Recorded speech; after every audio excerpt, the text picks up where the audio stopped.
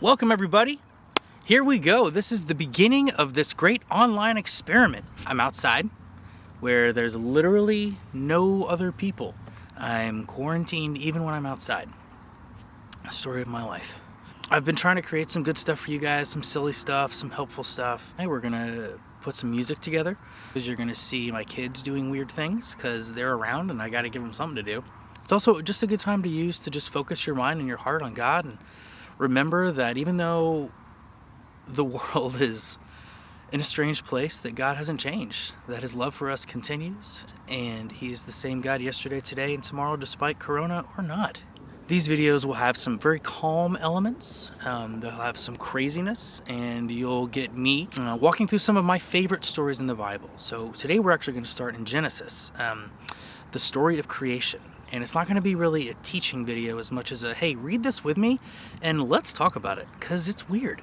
Really looking forward to this. Thanks for checking in. And let's see, I think the first thing you're going to see now is my kids doing something weird. So get ready for my kids being weird. And now I'd like to introduce Working Out with Cash. Welcome to Working Out with Cash. Woohoo! We're gonna work out and not going with the gym. Woohoo! You guys ready? Let's do this. What's up? Play. First thing that we have to do is stretch.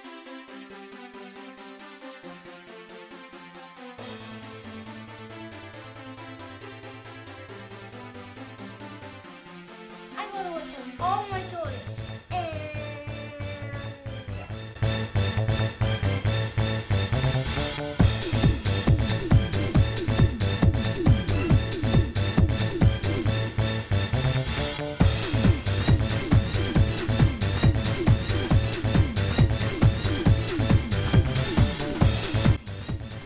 Now I'm going to pick up my PJ Masks house.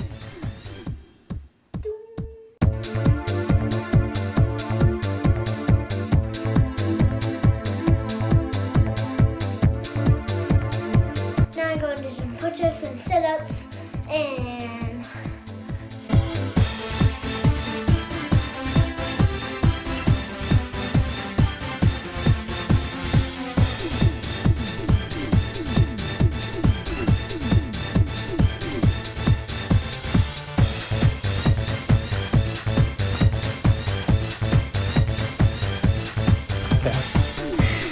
thanks for hanging out with Cash.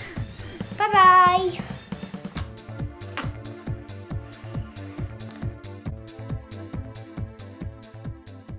There's one thing that my wife is incredibly gifted at. It's encouraging people.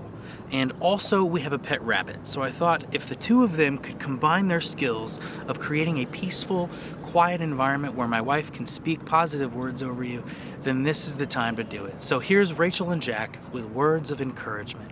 Hey everybody, it's me, Rachel, in quarantine with my little friend Jack here who's stressed. I just pray that you guys are using this time somewhat wisely. I know that in this day and age we can play a lot of video games, we can look at a lot of things we don't need to look at online, we can spend a lot of time on Instagram. I've even found myself doing that, and you just get kind of stuck because honestly there's so many creative things going on right now online that's awesome and are cool, and I want to do all of them, but I find myself just scrolling through them versus like doing them. And so I would encourage you maybe to like do one or two of them. Go outside and take a walk and hang out with your family. I just want you to know that I love you so much, and I'm thinking about all of you, and I'm sad I can't see you. Just know that we care about you, we love you, and if you want to talk to me, I would love to talk to you, so text me or Zoom or Instagram or anything you want to do. I'd love to chat with you. We love you. Bye. All right, so here's our first worship song. This is a really fun song that we love. My wife is going to tell you more about it here in just a second, but this is Trust in You by Lauren Daigle. Hey, everybody. Hi. Rachel, Nick, how's it going? Okay, so we're going to sing a song. It's a song that we have sung for about, 6 or 7 years. We were looking for a young hip artist to come to our youth event. And so we were scouring YouTube for awesome Christian artist, and we found Lauren Daigle. And it was before she was like a big deal. It was like actually like 3 months before she was a big deal. Mm-hmm. And we tried to get her to come, but of course she was already like crazy. But this song like really resonated with, I don't know, the time in her life and what we were doing and the community we were in, and everyone really loved it. And so we sang it at that church and different places. And I just feel like every time we're in a space that's hard or difficult, we come back to the song. And so we were trying to think of songs to sing, and this was just came back to us as the best one to do right now. So here we go. All right. Letting go of every single dream, I lay each one down at your feet. Every moment of my wandering never changes what you seek. I've tried to win this war, I confess. My hands are weary, I need your rest. Mighty warrior, king of the fight. No matter what I face, you're by my side. When you don't move the mountains, I'm needing you to move. When you don't part the water, I wish I could walk through. When you don't give the answers as I cry out to you, I will trust, I will trust, I will trust in you.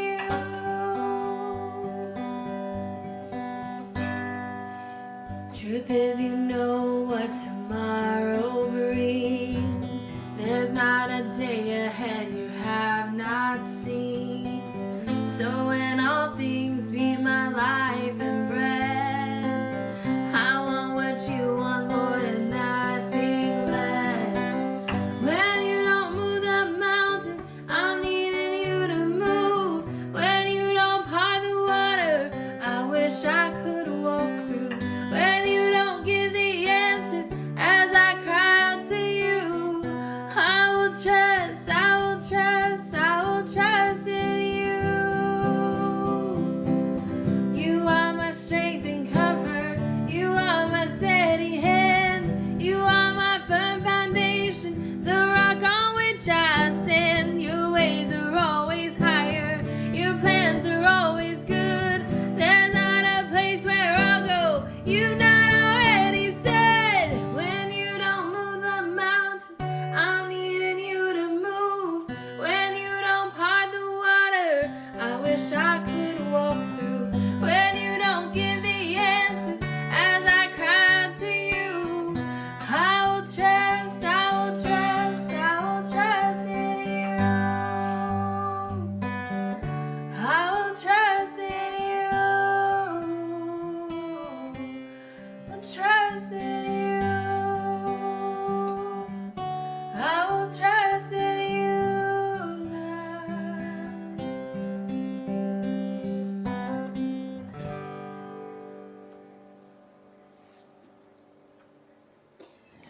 So today, for this first video, I thought we would spend a little time looking at the very first chapter of Genesis. It's the beginning of the Bible, it's the very first book, it's the beginning of all things, and so I just thought it'd be fun to look through it and engage with it, talk about it, and I'll tell you guys some of the stuff that I think is really weird in these first few verses about our world and about how God created it and the order of things, and I just have a lot of questions when we get into this book. So turn with me if you could, if you have the Bible or if you just want to do it in some other way.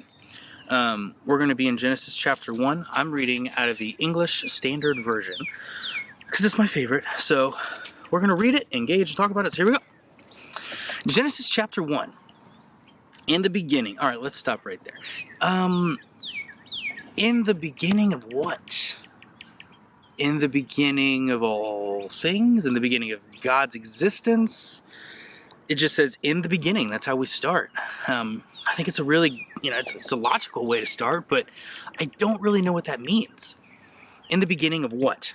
In the beginning of creation? Because look, in the beginning, God created the heavens and the earth. So does this verse mean is it like a precursor? Is it like a summary of what we're about to read in this chapter? Is it like if I read The Tale of Two Cities and it started with, in the beginning there was this thing called the French Revolution, and eventually all of the royal family was beheaded? Kind of gives away the ending of the book. Sorry, spoiler alert for those of you who never read Tale of Two Cities, or also nerd alert if you have no idea what that is. But I just think it's an interesting / weird way to start the book. In the beginning, God created the heavens and the earth. Okay, well, let's go from there. By the way, I'm using my favorite Bible that I have here. It was actually painted by a girl named Caroline Burchett, who is one of my favorite people that's ever lived. And I just gave her this boring book, and I said, could you make this look beautiful? And she did. Speaking of things that were nothing and now are something, the earth was without form and void. The earth was without form and void. I don't know how something can have no form. How can there be something that is without form? And void, I get, void is empty, but I don't know, it's just, I'm so curious. This chapter is just so curious to me. And I'm left with so many questions as I read it. So the earth was without form and void, and darkness was over the face of the deep, and the Spirit of God was hovering over the face of the waters. So there's water. Before God created anything, there was water. He doesn't create water in the 6 days of creation. It's already there, which is interesting. So I imagine that the atmosphere existed as well, oxygen of some kind, like just all the gases that existed. Water and gas, atmosphere, I guess all existed before God really got into the nitty-gritty of creation. So in the beginning, we've got heavens and earth, and there's no form to the earth. It's just a thing, I guess, and there's water in it. So it's this big ball of water. Maybe it's not even a ball. Maybe it wasn't round in the beginning. Maybe this is when the earth was flat. I don't know. So the Spirit of God is hovering over the face of the waters. Okay, and then God said, let there be light. So the first thing that he actually makes, that we see him speak into existence, is light. Let there be light. And God said it was good, and he separated light from darkness, because darkness already existed. We know that because it says, and we know that because in the beginning here, it says, and darkness was over the face of the deep. So there was already darkness and water, but there was no light. There was no light. So God created that light. He broke into the darkness and gave it a counterpoint. Gave us another option besides darkness. He gave us this light thing. And then we have day, and then we have night, it says, and there's the first day. The very first day. So I'm going to move quickly through the rest of these because I want to get towards the end. So we have light, and then we have what he calls an expanse in the midst of the waters, which sounds to me like separation between water and sky. In the King James, it says, I believe it says firmament. And so he made this expanse, and it was separating the water and the atmosphere, and he called the expanse heaven. All of that which is up there, that separates, I guess, where God is in some way to us, is called heaven, or sky, or what we call the universe. So we got this expanse, and then it says, let the waters be gathered into one place and let dry land appear. If the waters are all gathered into one place and dry land appears, does that mean that our science teachers are right and there is some form of Pangea that existed in the beginning? And maybe it was separated later? I don't know. But it seems like he's saying the water is in one place and the earth is in another, and let it appear. So God pulls this white land out of nothing, and all of a sudden we have land and we have water. And then on the land, the next thing is we get vegetation, plants with seeds and fruit trees with fruit in them. So we have plants and we have fruit. And then the next day we have stars, and I think possibly the sun. Did he create light before he created the sun? It seems like he did. Let there be lights in the expanse of the heavens to separate the day from the night. That's pretty interesting to me.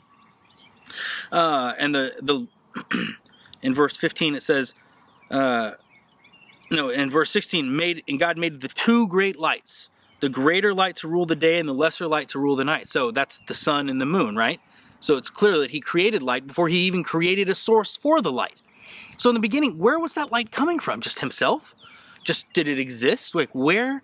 That's so interesting that light was created before what we see as the source of light was created. What does that mean? Where did that first light come from? I don't know. It doesn't say. So God set them in the expanse of the heavens to give light on the earth. That's the big light, the sun and the moon. And they rule over the day and over the night.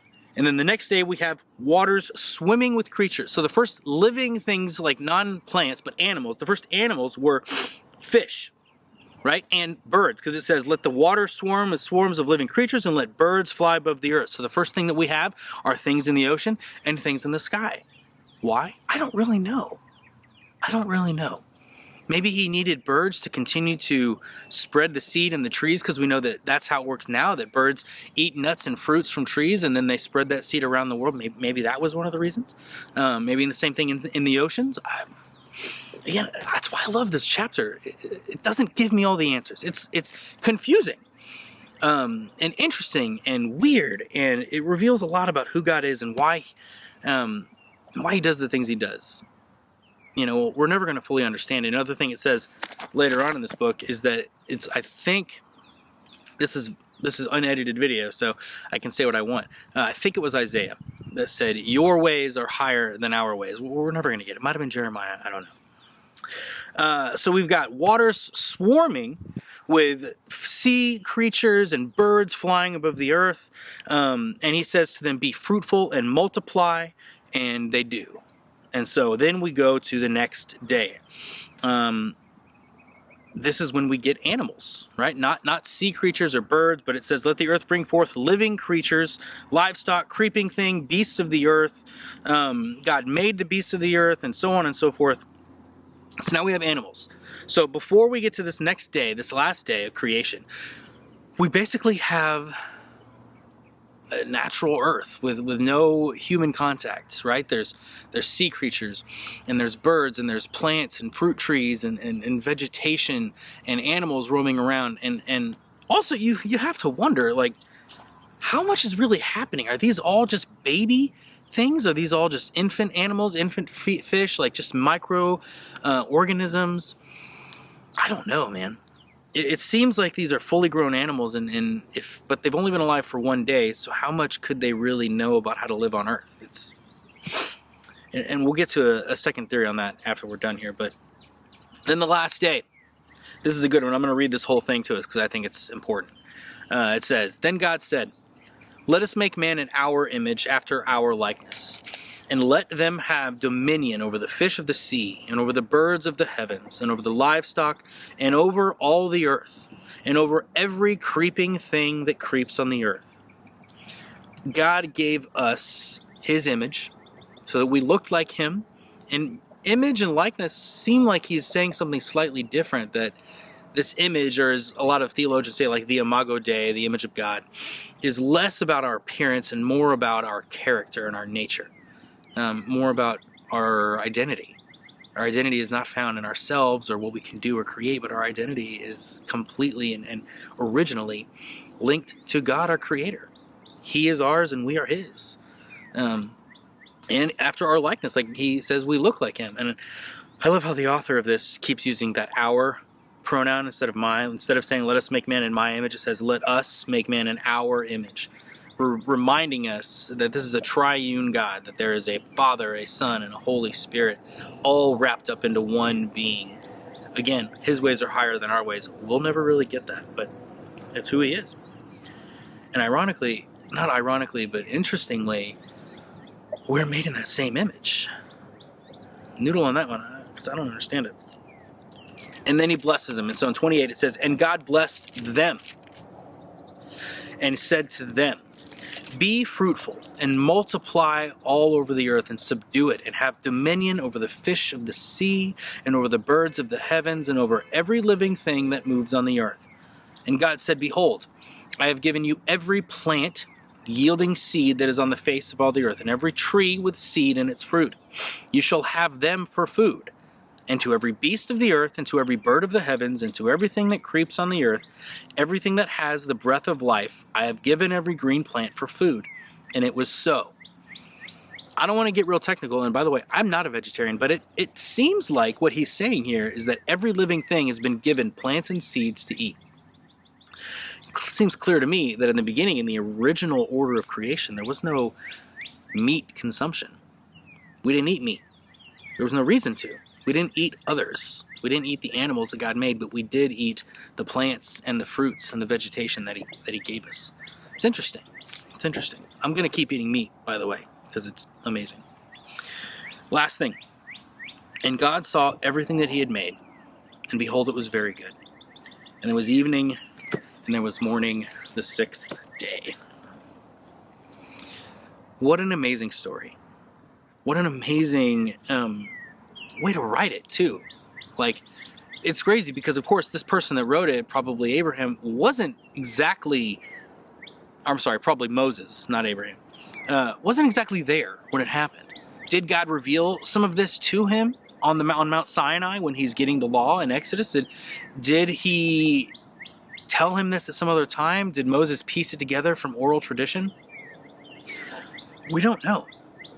But when I read this, I see so many things, and there's so many different theories. Like I said before, I'll come back to this. Like, there's theories that when it says there was evening and there was morning the first day in between each day of creation, that could have been ages, thousands, millions of years could have gone by in between those two things, where there was time for the earth to adapt to plants and seeds and fruits and things like that. And then after an age, there was time for the world to adapt to animals and allow them to build instincts. And this is this is one of those theories that allows for this whole dinosaur thing, which obviously was real. But when were they? I mean, was this, what are these, where did these dinosaurs live? When did they live? Was it in between that age where he created animals or created the fish of the sea and then he created the animals and then there was this long age in between? I don't know, but what I do know as I read this, and even though I'm left with a lot of questions and very few answers, I am left with an impression of a God that takes care of what he builds, that pays attention to minute, infinitesimally small details that we'll never even really get to know. I mean, even just in the last 50 years with the discovery of things like atoms and neutrons and electrons and the mitochondria, which is, as we all know, that's right, the powerhouse of the cell. With all of this like new understanding, still, there's so many more details that we still haven't even recognized yet, that we don't even know, that he's built and took time and energy and effort to create and put together and knit so carefully to create this beautiful system of life that we have. I mean, it's not perfect. Things fall apart. It's breaking. And a lot of that is due to humanity. That we've been told to take care of this and have dominion over it, but we often just end up using it for ourselves, don't we? And we often don't really take the effort and the energy to care for the minute details that God has laid before us. Man, I'm left again with this impression of a God that loves us, a God that cares about us, and a God that didn't just set things in motion and walk away, but who is intimately and consistently involved in our lives. And even today, when we're sitting around wondering if this corona nonsense is ever going to go away and if it's going to get worse, like all the movies that we've seen where it does, no matter what happens, God's still on the throne. And he still loves us. And this is his world. And nothing happens that he doesn't understand, that he's not in control of. And even though it seems like he could swoop in and just solve this crisis and fix the problem and heal all the sick, the thing is, there's a time coming for that. Maybe it's now. Maybe it's in a million years. I don't know. But there's a time coming. And another book that we're going to look through and some stories we're going to look through is in our good friend Revelation. Maybe on Friday we'll look at Revelation. But the point I'm trying to make is we live in a broken world where humanity has gone against the natural order that God put into place. And because of that, because we allowed sin to enter and because we daily choose ourselves over him and over what he's called us to do, which is love the world around us, because we daily and consistently choose ourselves, this world is not yet what it needs to be. It is not yet what it could be. Because God has put together such a perfect system that when finally that day comes, it's going to look a lot like it did in these first few days. It's going to look a lot like it did in the next chapter, where we see people communing with God and in relationship with, or walking with Him and spending time with Him and learning from Him. And when I read these words in Genesis 1, I'm just overwhelmed by His love for us. And I hope that you are too. And I hope that you've read this along with us, and I hope you'll continue to look at it. Because, you know, we have a whole week now, guys, where we have time. All those things we've said in the past where I just want to have time to get into the Word, or I don't know where to start. Like, start in Genesis and start today. If you have questions, text them to me or send me a Snapchat or comments in this video. I want to keep being your youth pastor. I want to continue to be a youth pastor during this time where I can't see you and I can't talk to you right face to face. This is what we have, and this is what I'm going to use. So I love you guys. Thanks for walking through Genesis with me. We're going to keep doing this. You know, we'll come Friday, we'll be in a new chapter. Maybe we'll look at Revelation. But I love you guys. Please keep in contact with me if you need me, or just want to talk, or just want to play weird games over text message. I'm a really good pool player, online pool player, so don't even bother. Pick a different game. But I love you guys, and tune in again on Friday for another one of these videos. See ya. Thank you guys so much for tuning into this. We're going to drop another one on Friday. If you have any questions or things that you're confused about, or maybe you want to see other things, just comment down here somewhere and we'll respond. And if you have questions about what I was talking about in the Bible study, feel free to text me or Snapchat me. So thanks again. Love you guys, and happy quarantining.